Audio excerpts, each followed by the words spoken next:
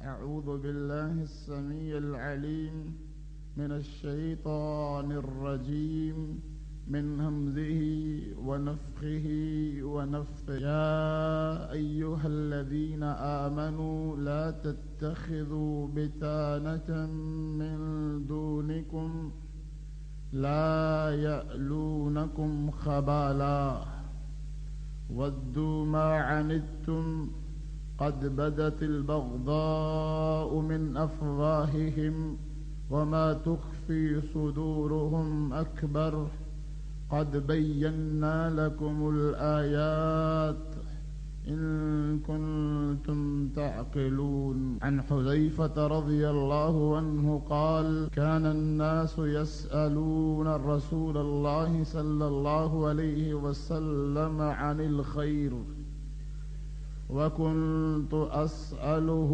عن الشر مخافة أن يدركني.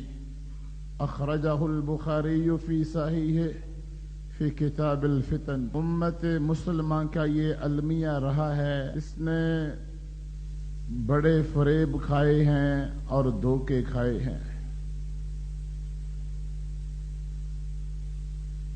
امت مسلمہ کا نقصان باہر کی بجائے اندر سے زیادہ ہوا ہے. دشمن جتنا مرضی طاقتور کیوں ہو، جتنا مرضی ٹیکنالوجی سے لیس کیوں نہ ہو، اسلام کا اور امت کا اتنا نقصان نہیں کر سکا جتنا بظاہر کلمہ پڑھنے والوں نے کیا.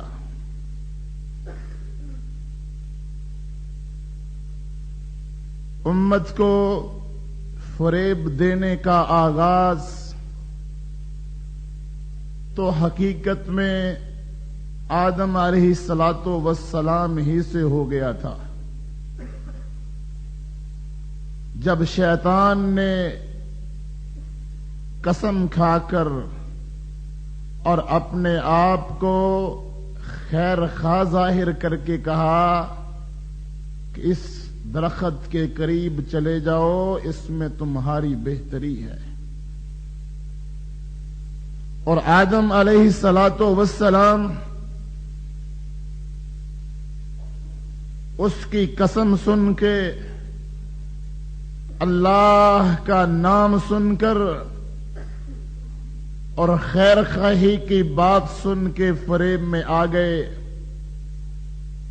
اور اس درخت کے قریب چلے گئے جہاں سے اللہ نے منع کیا تھا. شروع دن سے اہل اسلام کو فریب دیے جاتے رہے اور آج بھی ہر وہ شخص اور ہر اس مسلک کا دعوے دار، ہر مذہب کا نام لیوا جو حقیقت میں تو انتشار اور اختلاف کا داعی ہوتا ہے، بظاہر اتفاق و اتحاد کی بات کرتا ہے.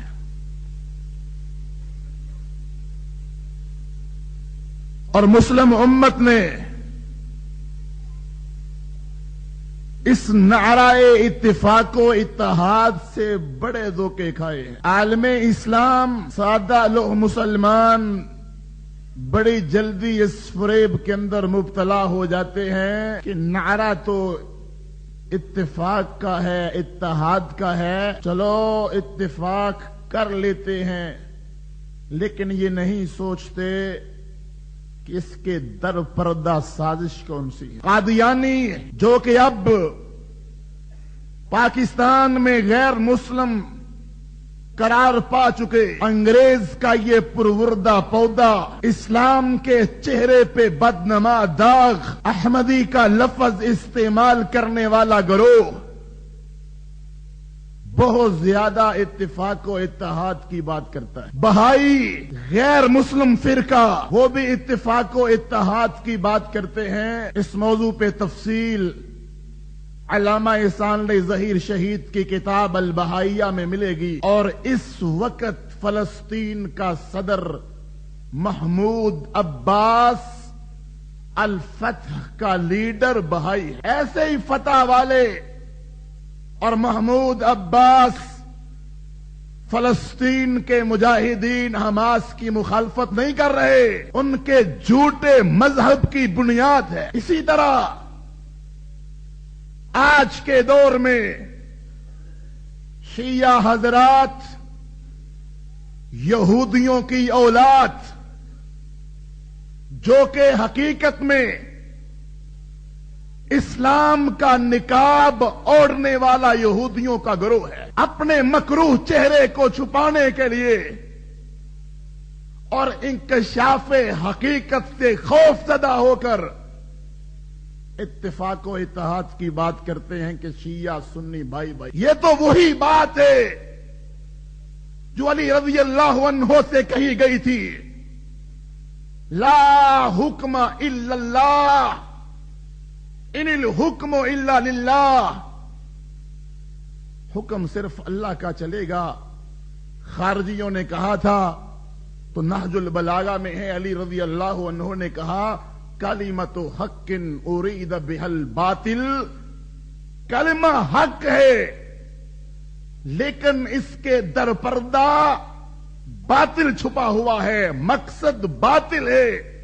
اسی طرح اتفاق و اتحاد کا نعرہ تو بر حقیقت ہے، حقیقت پر مبنی ہے، لیکن اصل میں سازش مسلمانوں کو یہودی بنانے۔ علی رضی اللہ عنہ کہتے ہیں ایک وقت آئے گا، ایک زمانہ آئے گا، باطل اتنے پرزے نکال چکا ہوگا کہ حق کو تلاش کرنا مشکل ہو جائے۔ اور آج اسلام کے ٹھیکیدار وہ بنے ہوئے ہیں جو حقیقت میں اسلام کے دشمن ہیں، اسلام کی جڑیں کاٹ رہے ہیں۔ چند بیانات یہودیوں کے خلاف دے کر، امریکہ کے خلاف دے کر، یہودیوں سے عارضی لڑائی لڑ کے مشہور ہو رہے ہیں کہ ہم حقیقت میں اسلام کے وارث ہیں، اس لیے بھی کہ جو اصل اسلام کے وارث تھے وہ اس وقت امریکہ کے ایجنٹ بن چکے ہیں اور خاموش غفلت کی نیند سوئے۔ سعودی عرب والے خاموش۔ پاکستان میں بھی کتنے لوگ کتاب و سنت کے دعوے دار کہلواتے ہوں گے، مگر حق کے لیے لڑنا، حق کے لیے جان دینا بڑا مشکل کام سمجھتے۔ اس لیے وہ باطل گروہ اسلام کا نام لے کر امت کو گمراہ کرنے کی کوشش کر رہا ہے کہ ہم حقیقت میں اسلام کے وارث ہیں، اسلام سے محبت کرنے والے ہیں۔ بظاہر بڑا ہی خوشنما یہ نعرہ ہے شیعہ سنی بھائی بھائی۔ اب تو اس نعرے کو دیکھ کر دیکھا دیکھی کچھ اور بھی پرزے نکلنے شروع ہو گئے۔ پچھلے جمعہ ہم نے لاری اڈا میں ایک بینر لگا دیکھا، ہندو مسلم سکھ عیسائی ہیں سب آپس میں بھائی، اور یہ لکھوانے والا اشرف نقشبندی، نیچے لکھا ہوا تھا ہم سب کا ایک ہی نام